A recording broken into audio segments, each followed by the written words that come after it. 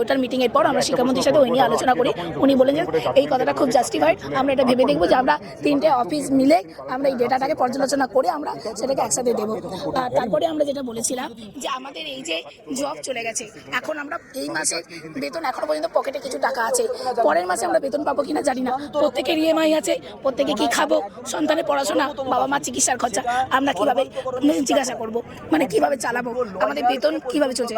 উনি একটা term use করেছিলেন যে ভলেন্টিয়ার সার্ভিস, তোমাদের তো স্কুলে যেতে মানা করছি না, তোমরা যাও। আমি বলেছিলাম ম্যাডাম বেতন, তখন উনি বললেন তোমরা যাও, ওটা আমি দেখছি। উনি বললেন যেহেতু আমরা রিভিউ করব, রিভিউতে আমরা মানে ফিরে আসবো, আমরা যোগ্যদের বাঁচানোর পুরোপুরি চেষ্টা করব। রিভিউ থেকে আমরা ফিরে এলে আমরা সার্ভিস ব্রেক হতে দেবো না, আর জব কন্টিনিউশন দেবো। তখন কিভাবে বেতনটা কিভাবে কন্টিনিউ করা যায় আমরা সেটা দেখবো। বাংলা হান্টের আরো খবর দেখতে নজর রাখুন। বাংলা খবর মানেই বাংলা হান্ট।